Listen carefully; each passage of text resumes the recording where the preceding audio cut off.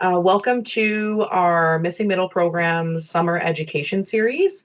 So we are hosting 3 different education sessions throughout the summer, given that people are on vacation and we wanted to be flexible with that.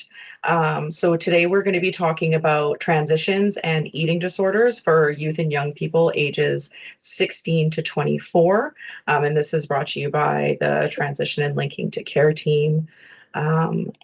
But before we get started, I do just want to get us off in a good way and just acknowledge that with gratitude, we are gathered today on the traditional, ancestral, and stolen territories of many BC First Nations who have cared for and nurtured this land for all time. And we give thanks for them allowing us as visitors to work, live, and care together on this lands.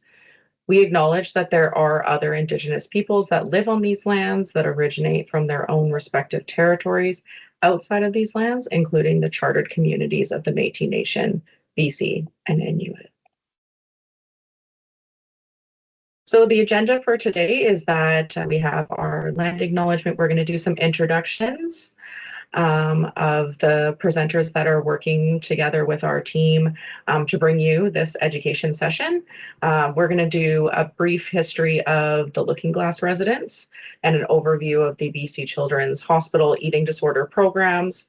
Abby, one of our young people with lived experience, will be sharing her experience. We'll then move into a panel discussion with presenters, and then there will be a brief question and answer period following that. So my name is Stephanie. I am the team lead and consultation nurse on the Transition and Linking to Care team. And I do have 2 other colleagues that work with me. So Sarah is an occupational therapist on the call today, and Otto, our social worker, is off on vacation.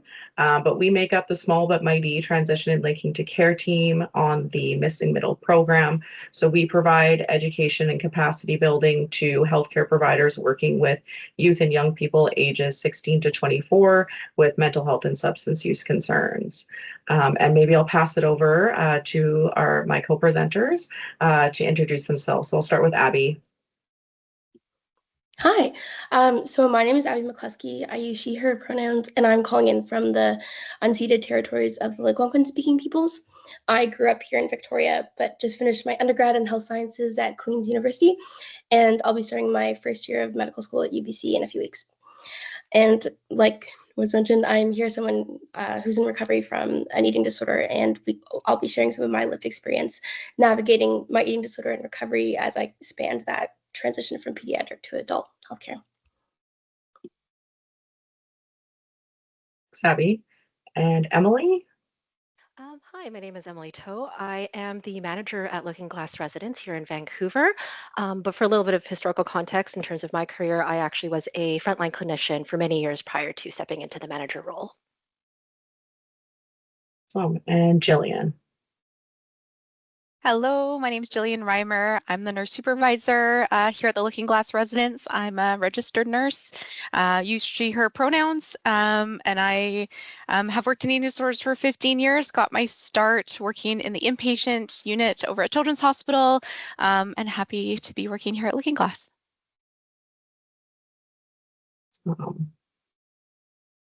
And so I'll pass it over to Jillian and Emily, who are going to do a brief overview of the BC Children's Hospital programs, as well as Looking Glass residents.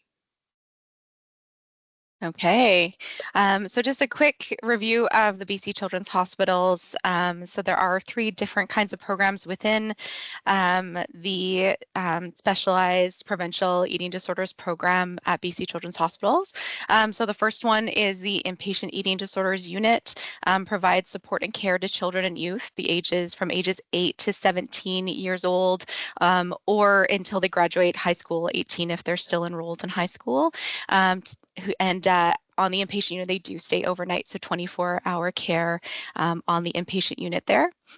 Children's Hospital also offers a day treatment program intensive service for youth aged 13 to 17 years old, again, or 18 if still enrolled in high school, who have previously engaged in treatment and continue to experience eating disorder symptoms and other conditions.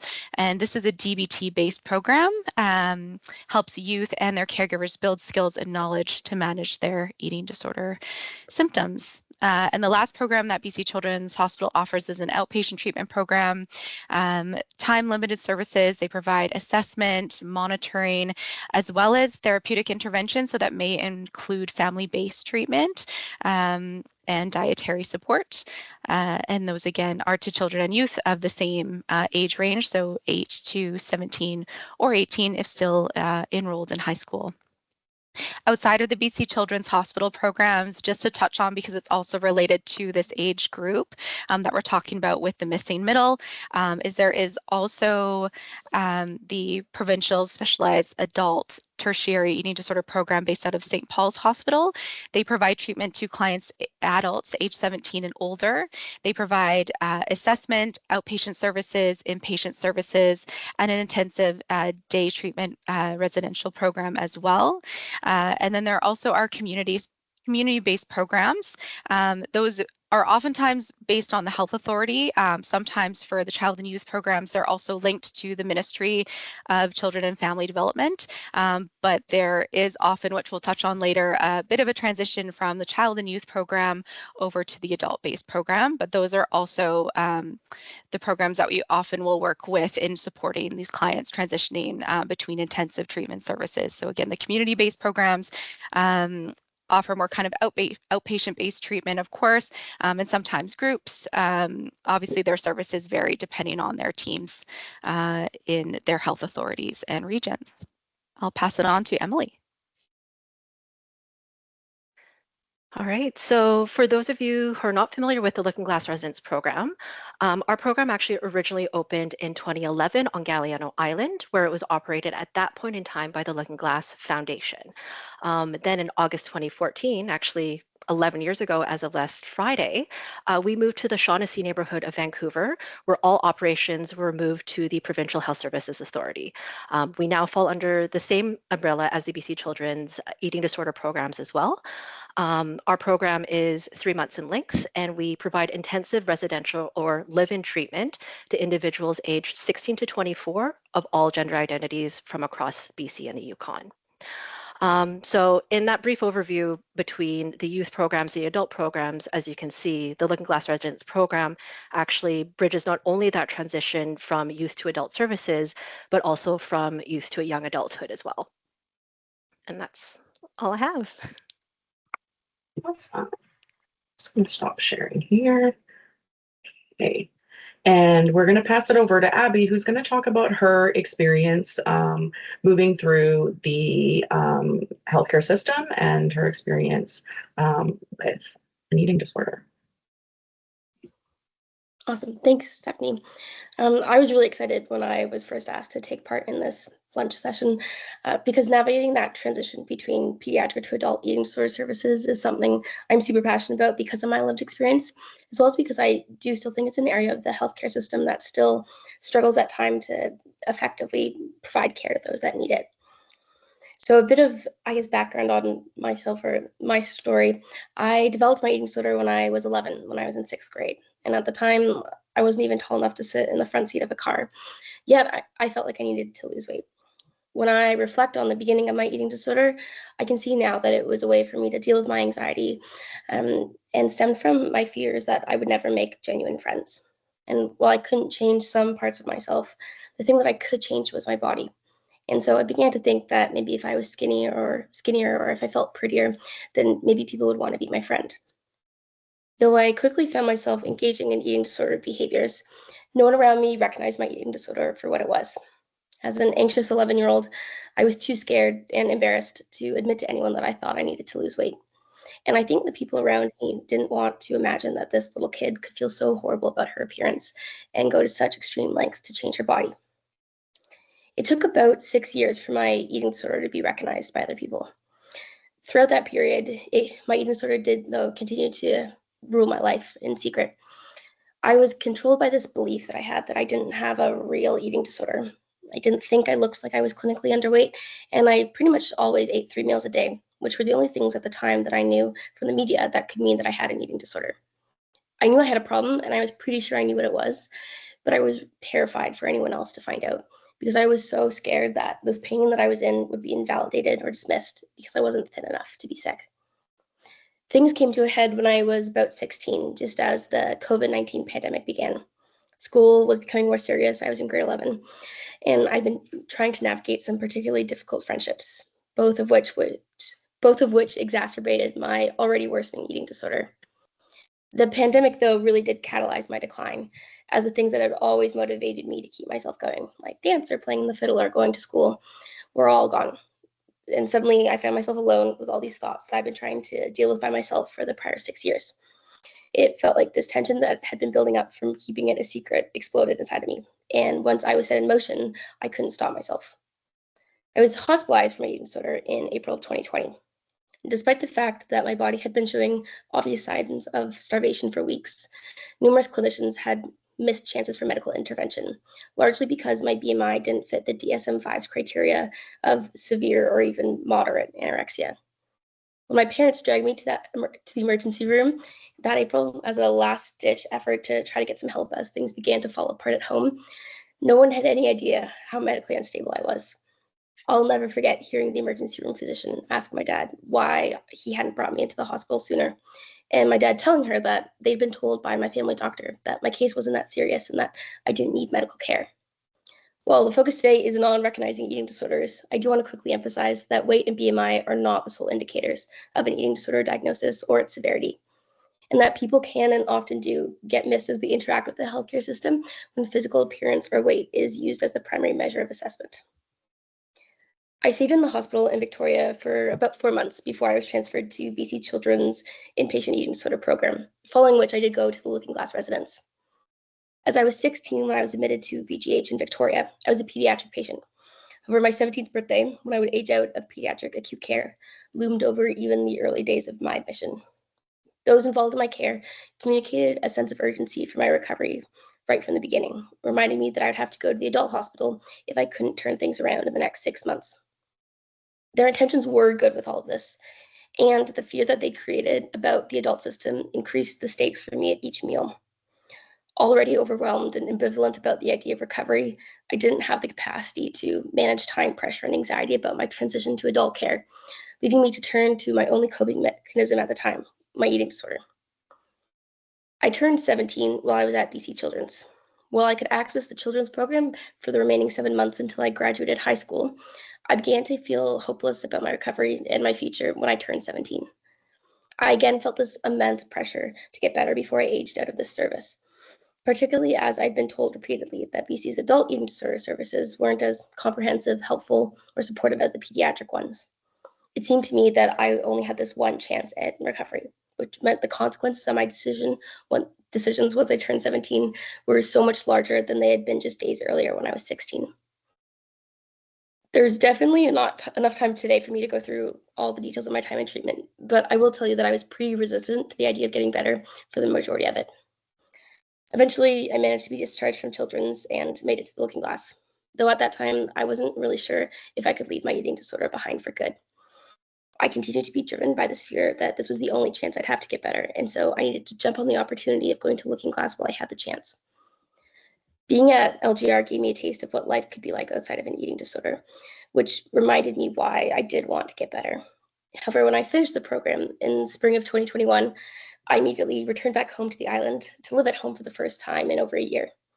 In addition to adjusting to life outside the hospital, I was working with an outpatient team for the first time, back in classes, and preparing to graduate high school in the next 2 months. It felt like everything in my life was happening at once, and I had no idea how to manage so many transitions in my treatment, in my daily routine, in my life. I'd been used to living in a hospital or a residential facility, receiving basically 24/7 care all the time, and all of a sudden I was at home seeing a therapist once a week, maybe twice, and it just completely it required so much self-motivation, I guess, and ability to kind of take responsibility for my treatment that I hadn't had just a few weeks earlier when I was in the hospital or at Looking Glass. I quickly turned back to my eating disorder in the midst of all of this, the only action that I knew could help me cope with such big events in my life. I had smaller coping mechanisms. I knew how to self-soothe, and I'd done DBT, but none of those coping skills seemed to be applicable to something so major as this transition home and trying to graduate high school. I did manage to graduate, but the summer following grade 12 was pretty bleak. My eating disorder continued to consume all of my waking hours, and I didn't really know what to do. Because I was getting worse, I was going to be kicked out of the outpatient treatment program if things couldn't get a bit better. Yet the idea of getting better felt impossible. In efforts to remain stable and keep my outpatient team, I turned to other harmful coping mechanisms to try to manage the immense distress and pain that I was in. Yet those behaviors soon threatened my safety and thus put my outpatient treatment in jeopardy. I was forced to defer my first year of university and watched as everyone else I knew moved on with their lives as I remained stuck.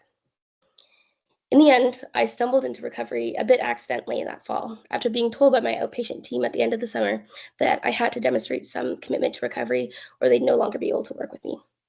The South Island Eating Disorder Program's pediatric cutoff was 19, and at that point I was almost 18. If I was discharged, I was likely going to have to start again with the adult program, which had a lot less support because of how long the wait list was to get back through to an intake and back on the team, working with someone. Afraid of the adult system and honestly unsure if I could live the rest of my life in the state of despair I was in, I decided the support and help and care of my treatment team was worth battling against my ED for, even if just for a bit. So I stopped actively trying to lose weight again. At the time, I didn't realize that this decision would inadvertently set me on the road to recovery. But after a week of maintaining my weight, the idea of increasing my food intake the next week felt a bit more manageable. So I did. I took small steps forward every day for months. And then one day I looked up, saw that I was unquestionably on the path to recovery, and realized that I wanted to keep going. It's been almost 4 years since I started getting better. Recovery has been the hardest thing that I have ever done. And I'm so unbelievably grateful that I fought through all those challenging moments to be where I am today. I'll never be able to put into words how much it has changed my life. In telling my story, I think it's really important to acknowledge how fortunate I've been to receive so many different forms of treatment across BC, and how much of that was driven by amazing professionals advocating for me to get the help they knew I needed. Time and time again, the people on my team went above and beyond to save me from falling through the gaps in care. While my eating disorder was devastatingly difficult as it was, I don't know if I'd be where I am today if it wasn't for those people who worked so hard to keep me floating above water.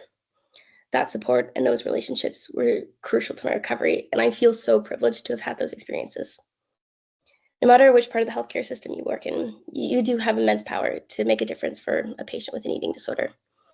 While eating disorders are complex and hard to understand, you don't have to be an expert to support a patient who's struggling with one. I'll be the first person to endorse referring a patient to specialized eating disorder services, but it's also important to acknowledge that right now, in its current state, the mental health system can't provide the services for timely, reliable, and effective eating disorder care for the immense number of individuals who need it, especially those in that 16 to 24 age range who might also be dealing with other comorbid illnesses. Continuing to follow a patient as they navigate the trials and tribulations that is trying to access eating disorder care in BC can keep them from falling through the many systemic gaps that exist, particularly as they move from pediatric to adult care, where there's this period where you really do have to be on your own for a bit. By showing an interest in how they're doing, acknowledging the presence of an eating disorder when it exists, being appropriately candid about the failures in the medical system which impact their care, and letting them know that you're there to support them, even if you might not know exactly what that'll look like yet, you're validating the suffering and the struggle that the patient faces, and demonstrating that you see them as a whole person, not just an illness. Living inside an eating disorder is isolating, dark, and lonely.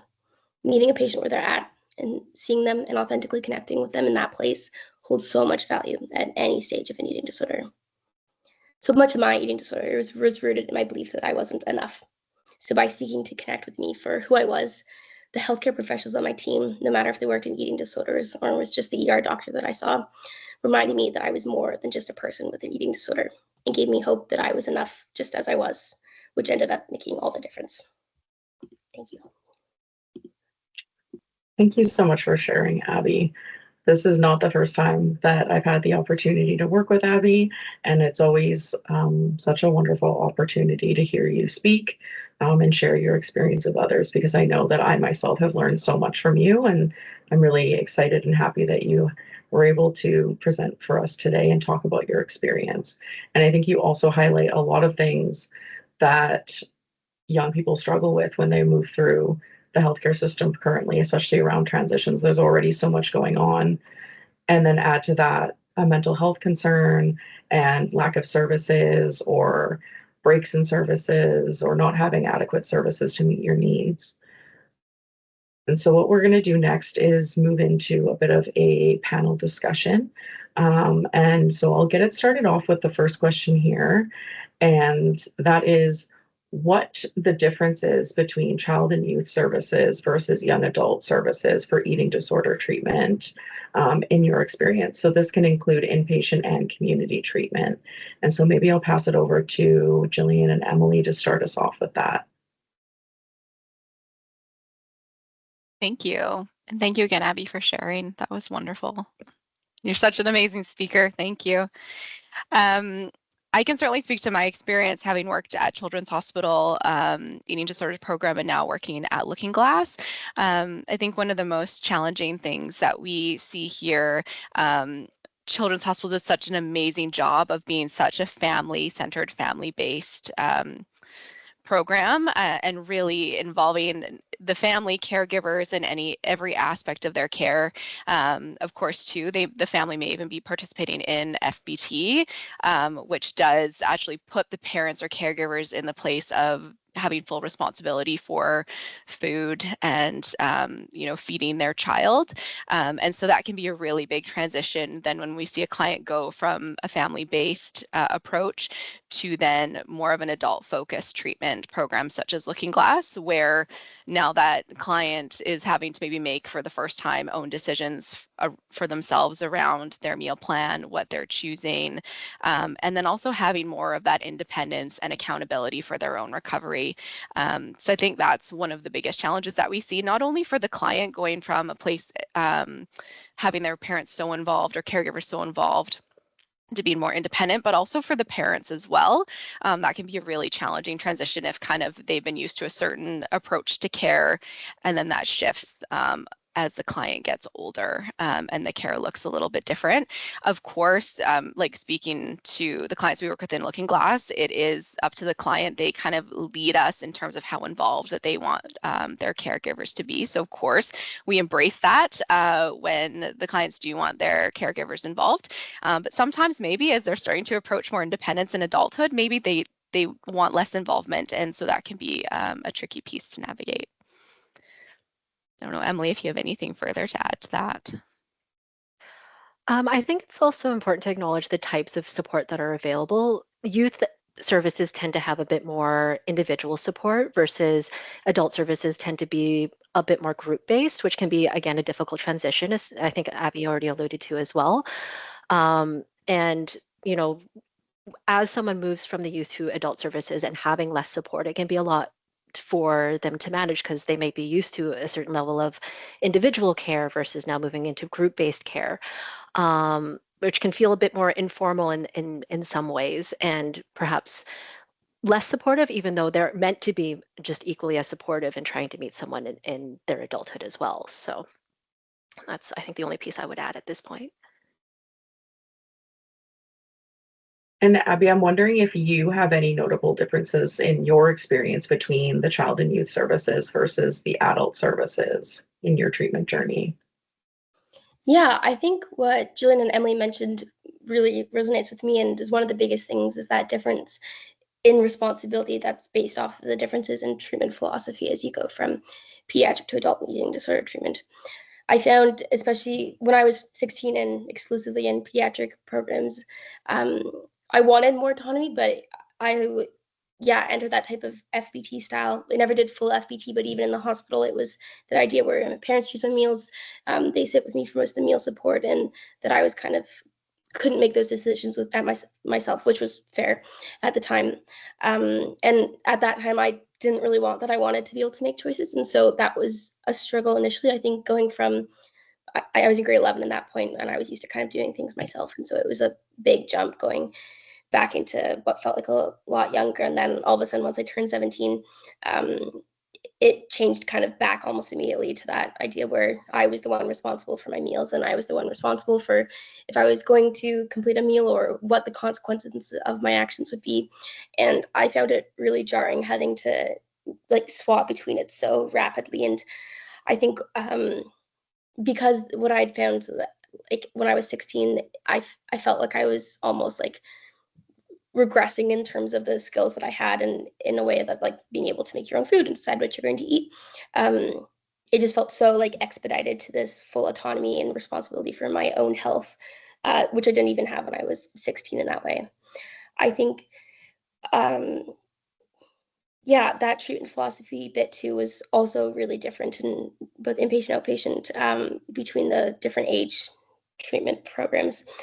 In the pediatric programs, there was a lot longer interventions in some ways, and whether that was good or bad, it's a different conversation. But the care that I was receiving was long, and I was able to like access services and things for extended periods of time that sometimes didn't have like a clear, definite limit on it. Whereas when I switched to adult services, or as I kind of made that transition, the interventions were much quicker, and it was like you have these 4 sessions with this, and it just felt so different than how I had approached it before. And I always was someone that didn't do super great with like time pressure, and so feeling like I had to get this, like I mentioned, like solved and worked through in such a short period of time really hindered me in engaging in the treatment in each session. Another thing that was really different that made it more difficult for me was the differences in medical instability criteria from 16 to 17.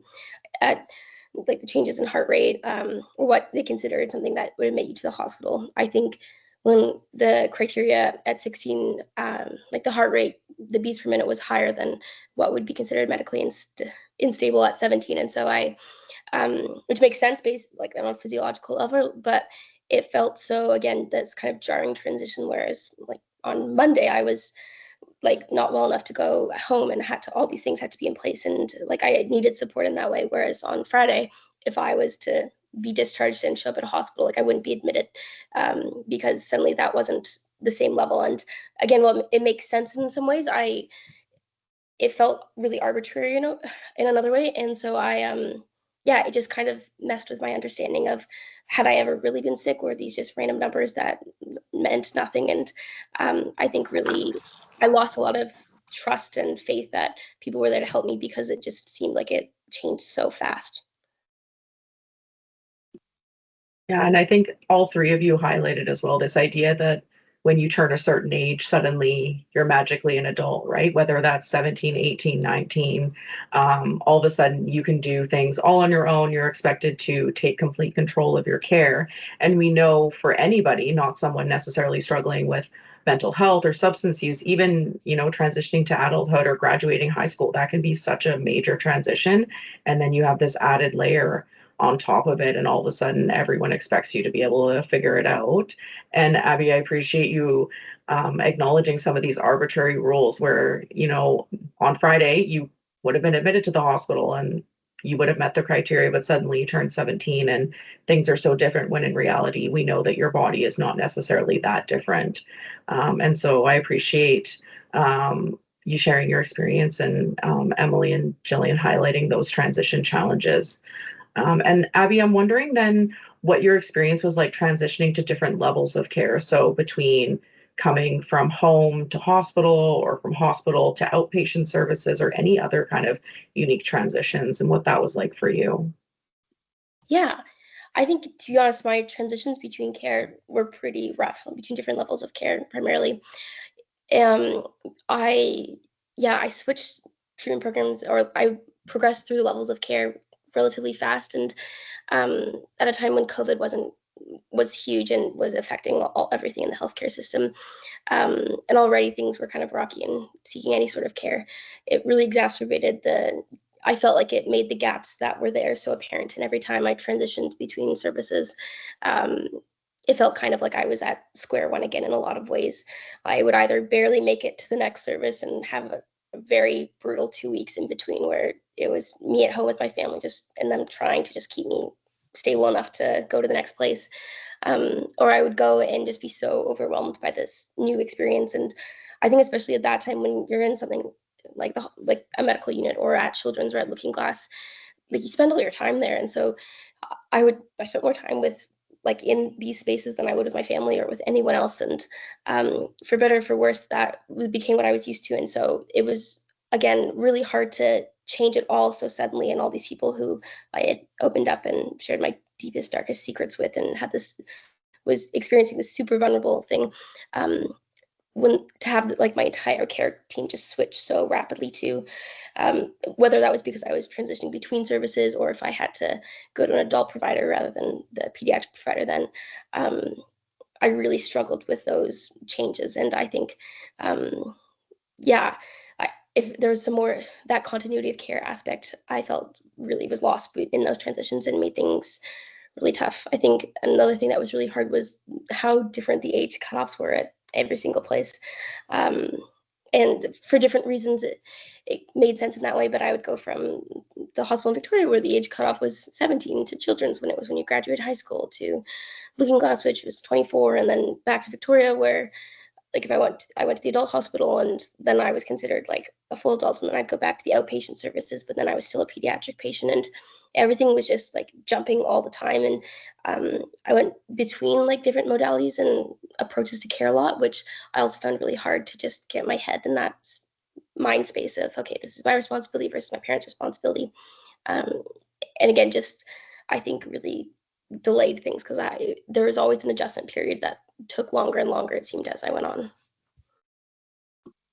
And even hearing that and the different ages in your experience is like confusing for me. And I'm a clinician working in this area. So I can imagine that other clinicians probably feel the same way. How can I support young people when there's so many different rules or regulations and ages, and it looks different with the different modalities of care as well too, because not every eating disorder program uses the same model of care or the same type of treatment. We've talked about family-based therapy, we've talked about dialectical behavioral therapy, and those in itself are very different, right? So it can be really confusing for the young person seeking treatment, as well as parents or family members or friends that are supporting young people.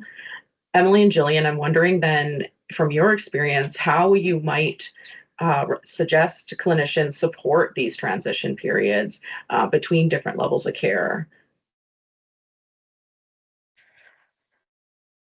Yes, I can start with that one. That's a bit of a complex one because I think in trying to support any of our clients with those transitions, it's I think first understanding the differing or varying levels of intensity in the different modalities, which can be very time consuming, and we understand that as well.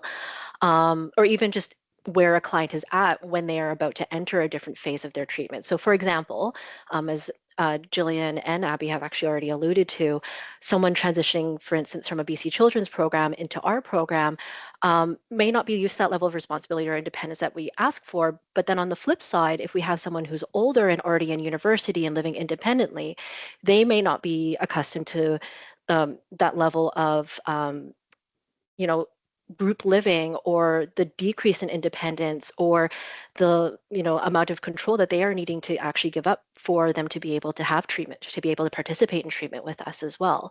So even those transitions and like talking it through can be helpful in informing like clients in terms of like, this is what you need to prepare for this different level of treatment, whether it's with us or with St. Paul's in those intensive programs. In talking to, as I reflect on my time as a clinician, when I was preparing a client to transition into their outpatient teams, it's just presenting the reality of, we understand that you're entering into an outpatient program where the treatment's going to look different. And so therefore, these are the pieces that you might need to take in consideration. And these are the pieces that your team could help you with. And, what are the pieces that you need to continue to work on? As a clinician, I found those conversations the most helpful because then it kind of helps, even if they may not be at that level of readiness, helps our clients get ready or at least consider what they might be heading into as they move from one type of treatment to another. Jillian, I don't know if you have anything to add to that. Yeah, absolutely. I think front loading is just like the most important piece.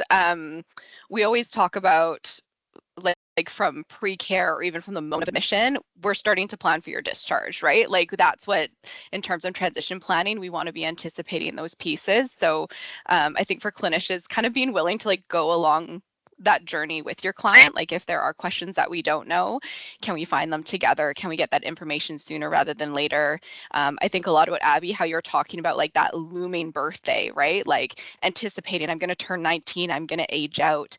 How can we try to reduce some of that by like, you know, bringing to light what that may look like, and so it doesn't become such a scary looming thing, but something that we're prepared for. Okay, what's going to happen when you turn 19? What is that going to look like? What does this adult program look like versus what you're doing now?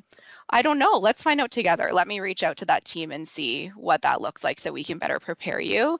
And I think also, I mean, I know it's so limited based on clinician availability and the stressors that are currently, you know, all programs are dealing with right now. But if there is any possibility to create kind of like that warm and gentle handover between teams, if there's options for like joint sessions from a therapist to a therapist or dietitian to a dietitian, just again, thinking about Abby, what you were speaking to, right? Like there's people that are holding your story and know you so well. And how can we kind of, again, like go through that journey with you and try to make sure that that person gets the pictures, that you also don't have to repeat yourself over and over. How do we kind of support you in kind of in taking this next step to another team?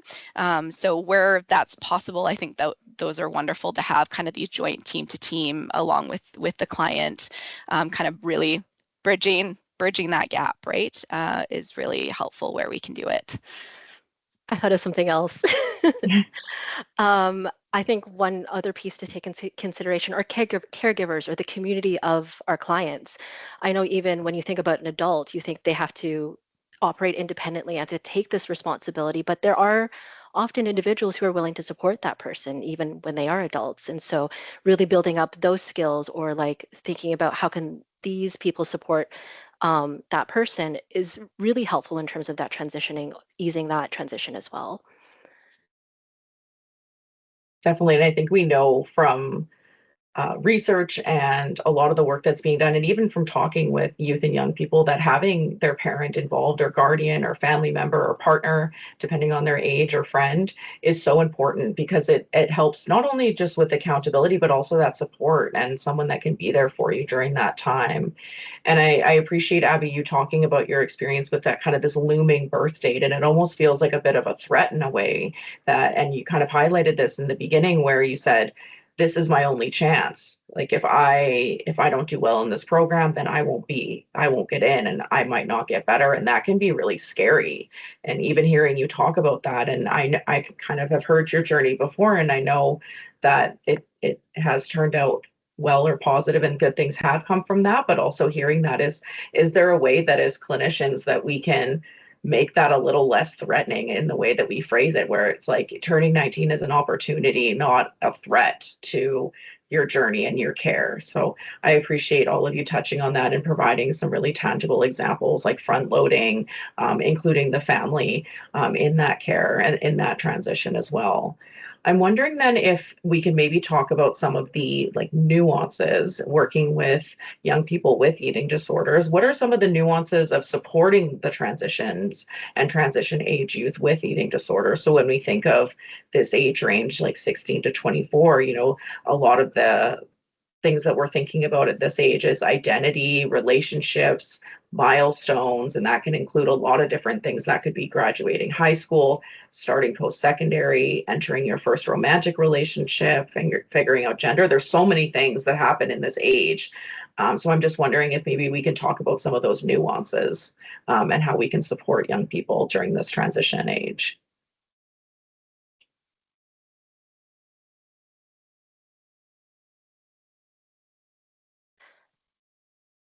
I can start. I think it's important to recognize that while there can be very shared like experiences and similarities between clients to clients, everyone's story is different and it's very individual. And it's really taking the time to understand that client or that patient in terms of like what their concerns are in that moment. And it can change from day to day, hour to hour. I mean, I think we can all relate to when we're young, like our minds can go a mile a minute thinking about, oh, okay, I have to write my final exams for high school and I have to apply for a university. What is that going to look like? What university am I going to get into? Am I waitlist? All those different pieces. Or even, I'm speaking from a dietetic point of view because professionally I am a dietitian, even thinking about cooking for yourself. A lot of times, like a lot of youth don't know how to prepare their own snacks or their own meals or how to plan ahead and managing their finances. Those are all pieces that can add to the stress and can perpetuate their eating disorder.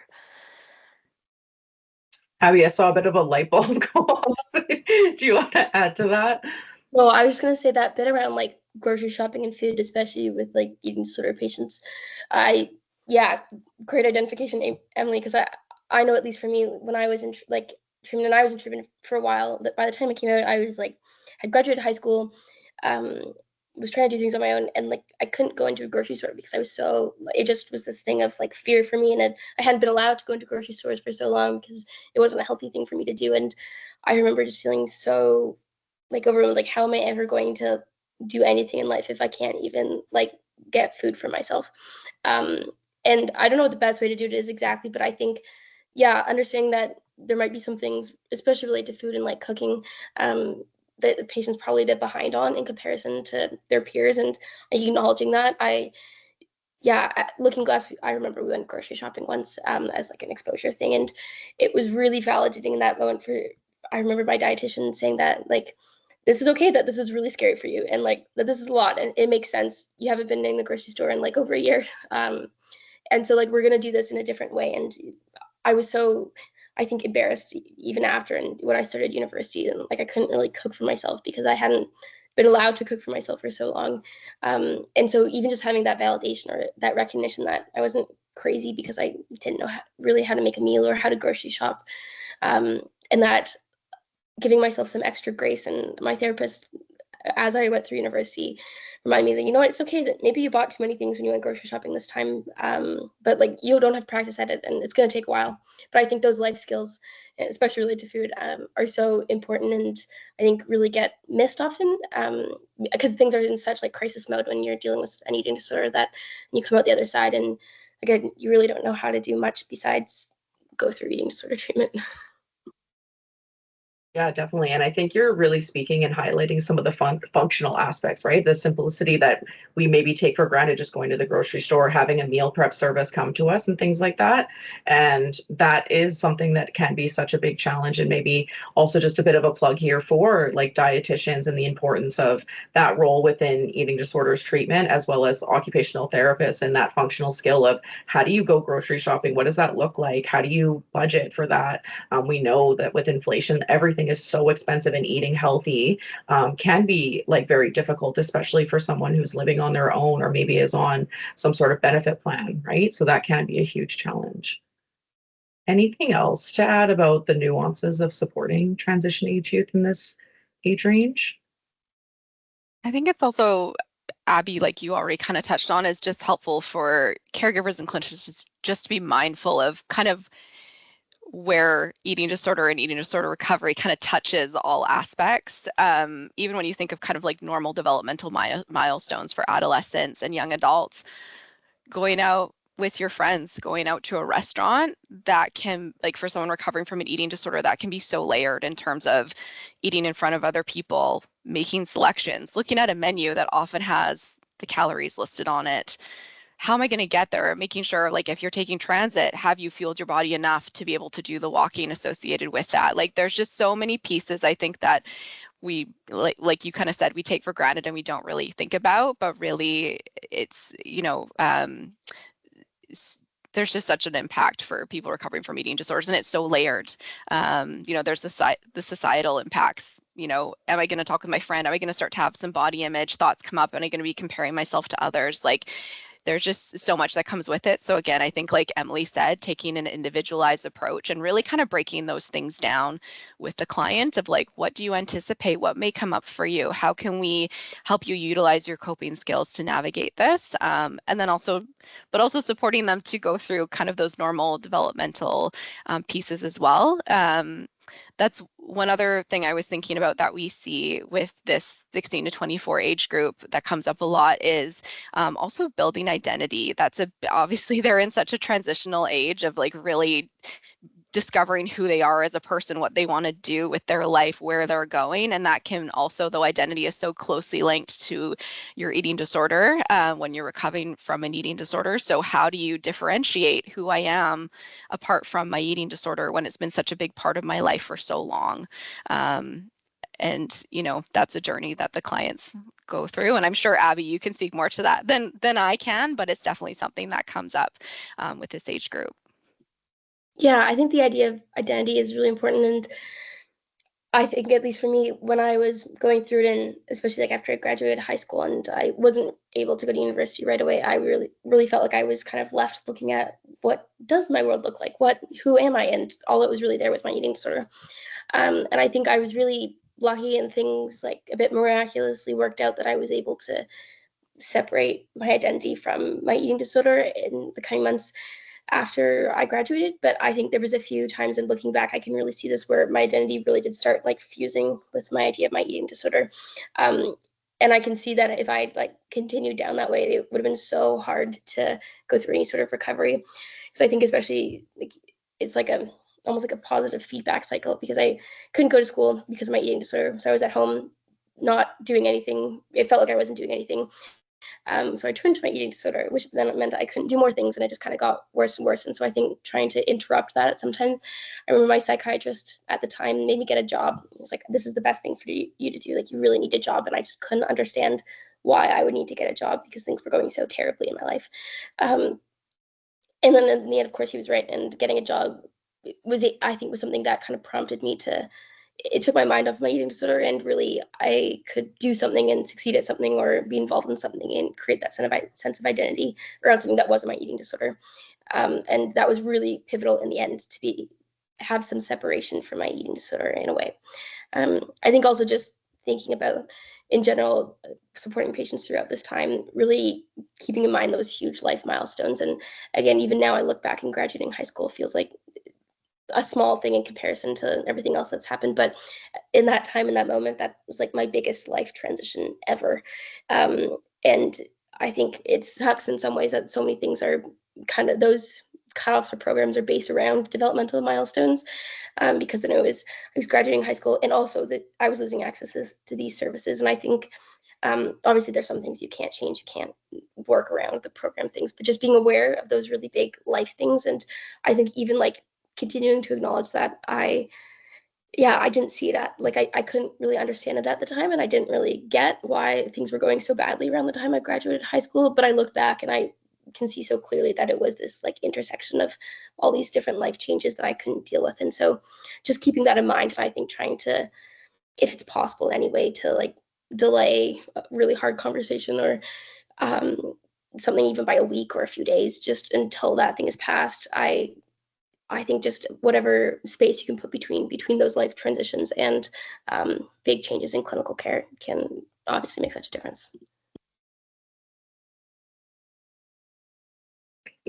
Well, I really appreciate all of the experiences that you've all shared, and some of these nuances, because I think they're important to recognize. And even for myself, there are things that I don't necessarily think of, right? And so I think the importance of meeting clients and patients where they're at, and really trying to understand their current journey and what they need from you, is one of the biggest takeaways that I have in this, and understanding their experience. And Abby, hearing about a psychiatrist recommend you getting a job, at first I was like, oh my gosh, like getting a job. But then I also think it really speaks to the connection and the rapport that you would have had with that psychiatrist, and how much they knew about you, and how well they saw that you might be doing with this. I don't think that's a recommendation for clinicians on the call to recommend your patients all just go get jobs necessarily during their treatment. But when I think of that, I think, wow, they must have really understood you, and what was going on for you, because it sounded like it ended up actually working out well for you in that way. So that was kind of my takeaway from that. And so I think what we'll do now, just given that we have about 10 minutes left, I do want to have an opportunity for participants on the call to ask questions. Before we do that, I do just want to pop up a poll on your screen just about the session, and then we can move into the question and answer period. So I see someone already has their hand up. So what we'll do is we'll move into the poll survey first, and that should take about 1 to 2 minutes. It's about 5 questions. It's really helpful for our team if you complete the poll, just so we understand what you would like to see for future education. And also, if you do complete it and give your email address, there is an opportunity for you to win a Starbucks gift card because your responses are really important to us. So I'll leave about 2 minutes for that, and then we'll move into the question and answer period. Feel free to either put up your hand or you can ask the question in the chat. I'll be monitoring that as well.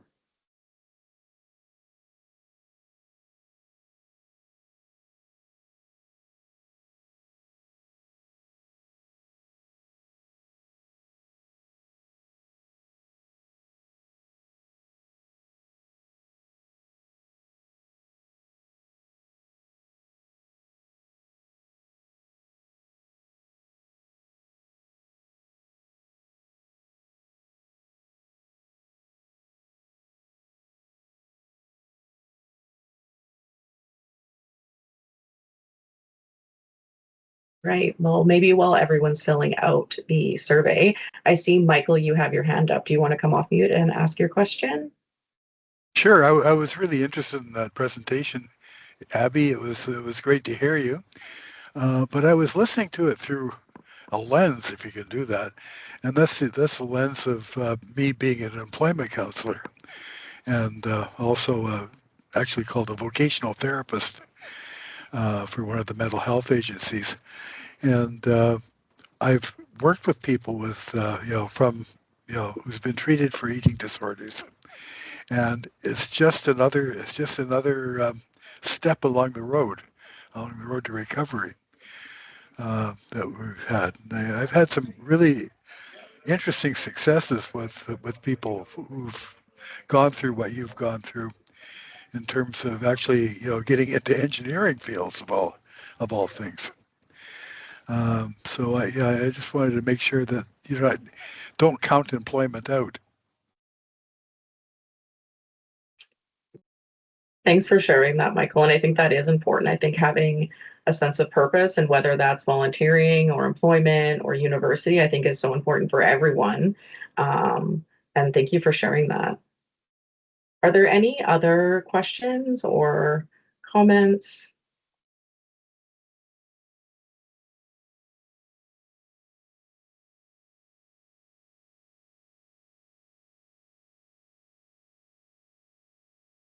Oh, yeah, go ahead, Jennifer.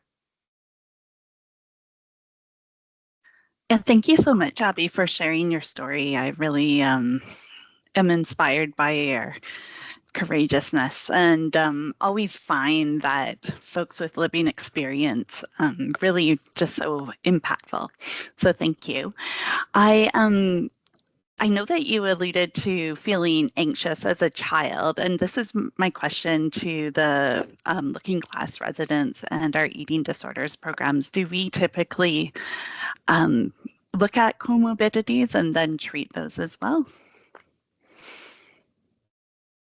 Yeah, absolutely. I'd say majority of the clients that we see have concurrent disorders and comorbidities.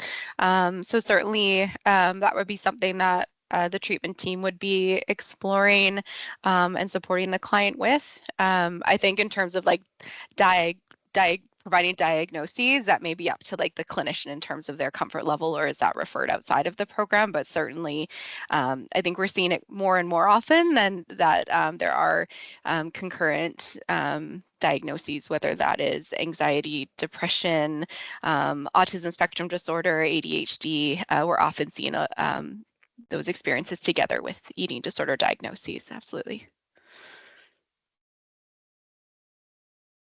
Thank you. We just have a question here from Marie in the chat. Hi, Abby. Thank you for sharing your time and sharing your piece. If you are comfortable, what is something that you heard from your team of clinicians that helped you tolerate your anxieties when you fluctuated between hospital and community? That is a great question. I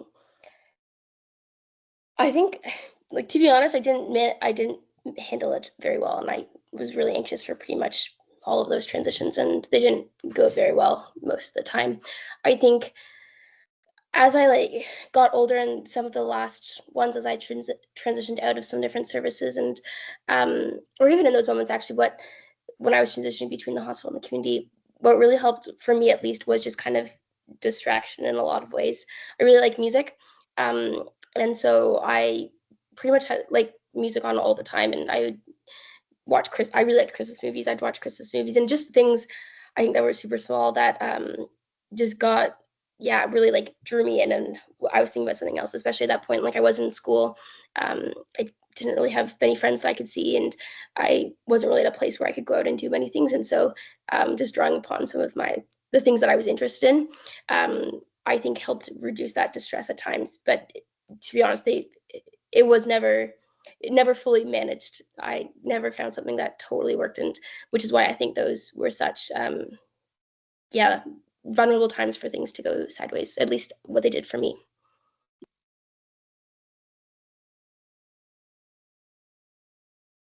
Actually, sorry, one thing I just remembered that also helped in those times was, I think, in some ways, some reassurance from the clinicians on the team that I was leaving, or from the new ones, that I wasn't just being dropped off into the ocean and being swept away. I think what helped me in those things was people, I guess, telling me that this was it was going to be okay. But I think I didn't quite have the capacity to reassure myself in that way, or validate that this was hard and I could get through this. And so those words and people saying that they thought I could do it, and they had faith in me, and that I was, again, more than just my eating disorder. So in the end I would be okay, were words that I really hung on to and kind of referred back to in some of those really difficult moments, especially because I felt that I had shown so much of myself and shared so much of my anxiety and my worries with these people, that I thought if they were saying that and they knew so many of these things and all my eating disorder thoughts, then I could rely on that a bit in some ways. And it wasn't a long-term coping mechanism, but it did help in those kind of more distressing moments. Yeah, Sarah. I had a question, but I wanted to make sure no one else had a question first before I asked it. But it's a bit of a two-parter, so feel free to answer one or both. But two of the challenges I hear from healthcare providers the most are, how can they support a young person who is not yet ready to seek treatment? So we know that, I think, pretty much all these programs we reviewed today are voluntary, if I'm not mistaken. And so I'm curious if any of you have advice for working with a youth who might not be ready for treatment yet, and how you can support them and their family while they're still at that point where they're not really qualifying for the program. So that's my part one. So maybe I'll stop it at that.